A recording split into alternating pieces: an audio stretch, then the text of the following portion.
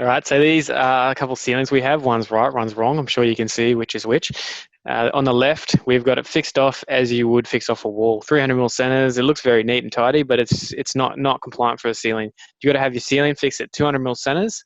So if it's all set and finished like that, you want to be able to see 5 screw spacings, as we can see with the photo on the right.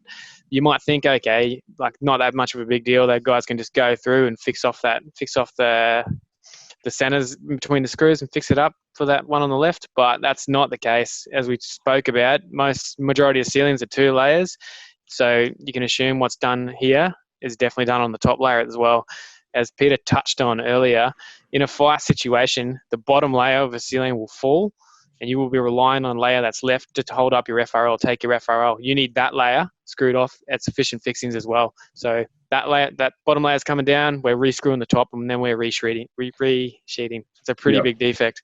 Yeah, we ding it all the time, and I've been doing this for decades, and I'm frustrated to I won't swear, but I'm very frustrated purely because it's so simple. But Jack was talking about that. In a fire, in a wall, the fire will run past, but it doesn't stop and burn that way.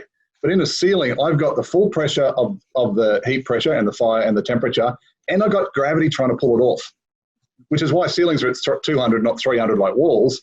But that top layer is more important than the bottom layer. The amount of times we've got in the ceiling space, and you can see a fairing channel, and the screws are sticking through at different heights, and for sure, you just count them up. You're supposed to see 1,200 wide, 200 mil centers. That's 7 gaps. I think I did one job recently where it was 3,000 square meters, and I said, guys, it's got to be at 200 mil centers. So they did 1,200 sheet divided by 200, 6, and they put 6 screws in, which actually worked out to about 240 mil centers. 3,000 square meters. They had the second layer half on. That second layer came off, and they re-screwed the whole ceiling because it was 230. It's now screwed off at 115 mil centers because they had to do in between. There's some debate and argument about, well, I need 7 screws, or put 2 more in, that's enough. And sure, there's some fire engineering and evidence of suitability that can go down a path.